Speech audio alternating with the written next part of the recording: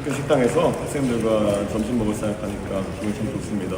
무엇보다도 이 광주 전남 지역의 미래를 책임질 우리 인재들이 함께하고 있는 전남대학교인 만큼 제가 생각하는 광주 전남의 미래와 그리고 이분들이 생각하는 미래가 어느 정도 합치하는지 한번 확인해보고 저도 더 좋은 의견들 받아가지고 지역 공약 완성시켜 나가도록 하겠습니다.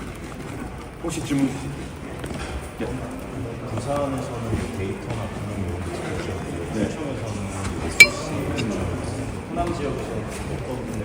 저는 아까 말씀드린 것처럼 AI와 모빌리티 있어가지고 호남 지역에서 중점 투자하는 걸 알고 있습니다. 어제 지스타 학생들도 얘기하듯이 그게 간판이나 아니면 광고에 그치지 않았으면 좋겠고 내실을 더 했으면 좋겠다. 그래서 제가 사실 이공계인들을 위한 저희 공약 같은 것들을 한번 다시 상기시켜드렸고 저는 지금 시점에서 국가 재정 상태가 어떤지를 너무 우리 국민들이 잘 알기 때문에 SOC 남발하는 건 좀 어렵다 그런 입장을 가지고 있습니다. 하지만 그 민간에서 투자해서 진행되는 광주 복합포트몰 사업이나 이런 것들은 차질 없이 추진돼야 된다는 입장을 가지고 있고요. 그 과정에서 민간도 일부 투자를 하는 것을 알고 있습니다만은 광주의 광천 상무선 지하철 같은 경우에는 장기적인 관점에서 추진됐으면 좋겠다 그런 생각을 가지고 있습니다.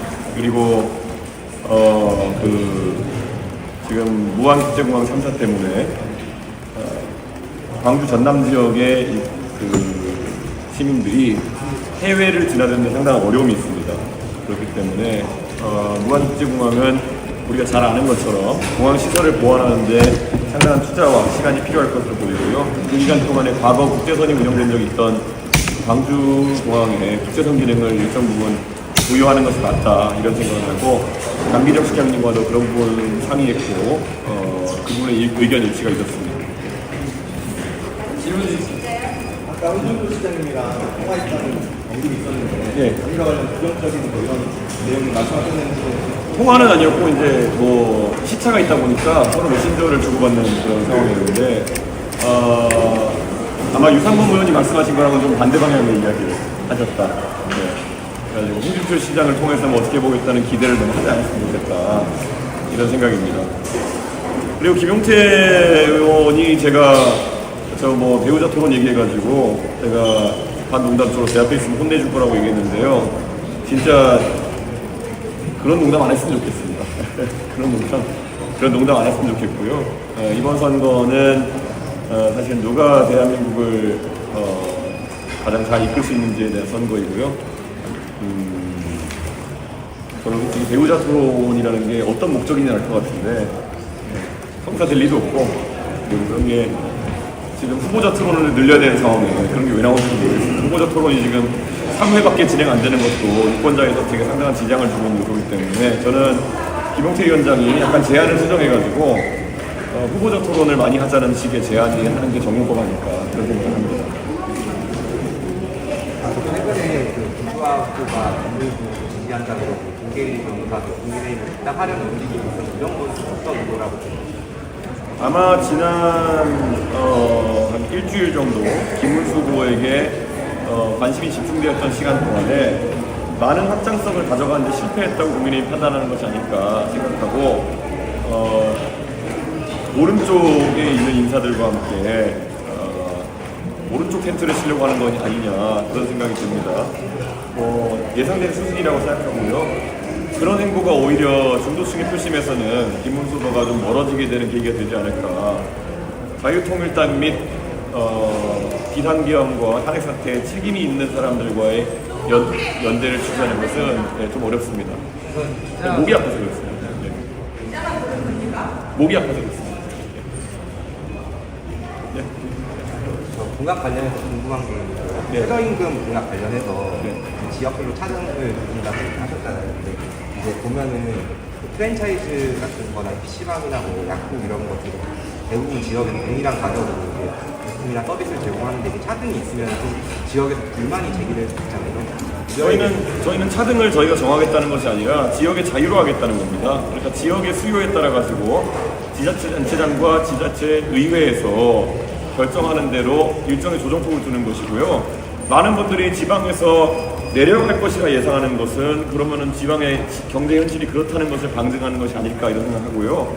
지역에서도 제가 봤을 때는 경제가 활성화된 지역이라든지 다른 지역에서는 최저임금이 오를 수 있는 지역도 있을 것이다. 저는 이렇게 생각하거든요. 그래서 저는 최저임금 정책의 유연성을 부여하는 것이지 오른다 내린다에 대한 방향성이 아니다. 그리고 예를 들어 우리가 정치 성향별로 본다 하더라도요. 민주당에 계신 분들은 최저임금을 올리자는 주장을 많이 하시거든요. 그러면은 민주당 분들이 단체장과 지방의회를 독점하고 있는 이런 호남 지역에서는 그분들이 지금까지 해온 정치적 주장을 관철시키려면은 아마 오히려 최저임금을 올리지 않을까요? 저는 그렇기 때문에 낮춘다 올린다 해가지고 속단해서 우리가 논쟁할 필요는 없다 생각하고 오히려 지방자치에 어느 정도 자율성을 부여하는 정책이기 때문에 손해볼 사람은 없다 이런 생각을 하고 있습니다. 사실 지금 학생이 호남에서 민심이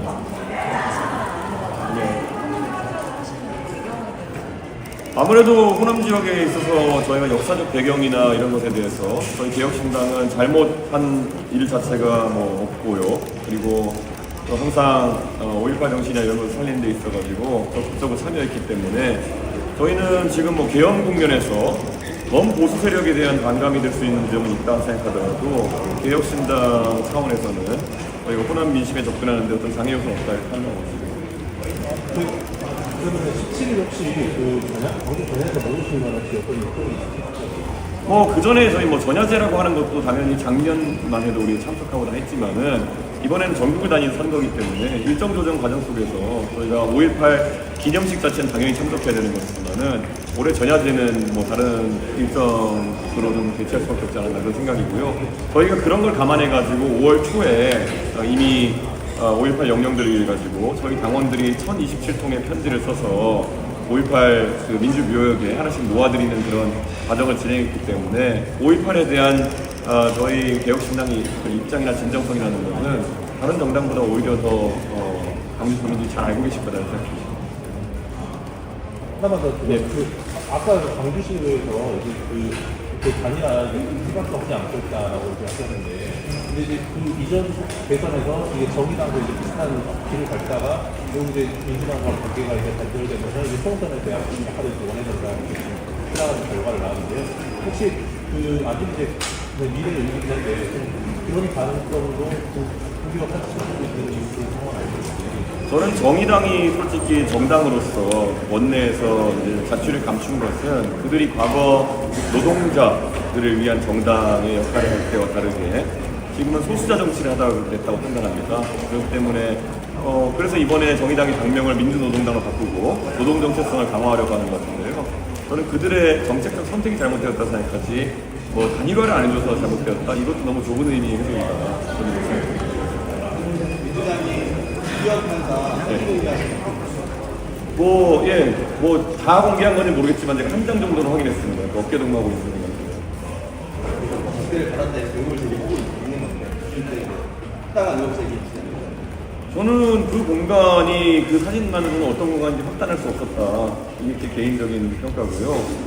그 공간에 방문했던 다른 기자분들의 전언을 들어보니까 그런 어떤 룸살롱으로 표현되는 공간인가에 대해서는 저는 확신하지 못하겠습니다. 이게 단란주장 형태인지는 뭐 확인해봐야겠지만은 저는 그래서 아마 민주당이 지금 암시하는 것이 고가의 어떤 주류를 접대받았느냐라는 접대 가능성과 아니면 거기서 뭐 다른 불법적인 행위가 있었느냐 두 가지를 보고 있을 텐데요.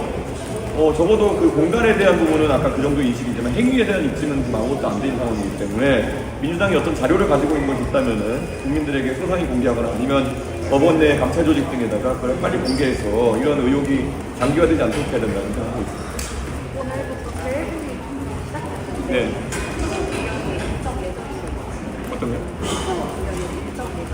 재외국민 투표를 사실 저희 개혁신당에도 해외에 있는 당원들이 많고 그 당원들이 자발적으로 후보를 만들어서 지금 지역에 유포하고 있는 것을 알고 있습니다. 그래서 재외국민 투표는 무엇보다도 누구보다도 대한민국의 어떤 국제적 관계 속에서 트럼프 행정부와의 관계 아니면 중국과의 관계를 어떻게 풀어나갈지에 대한 관심이 많을 테니까요. 저는 지금까지 제가 그런 부분에 대해서 언급한 바로 충분히 유권자를 선택할 수 있다고 생각합니다.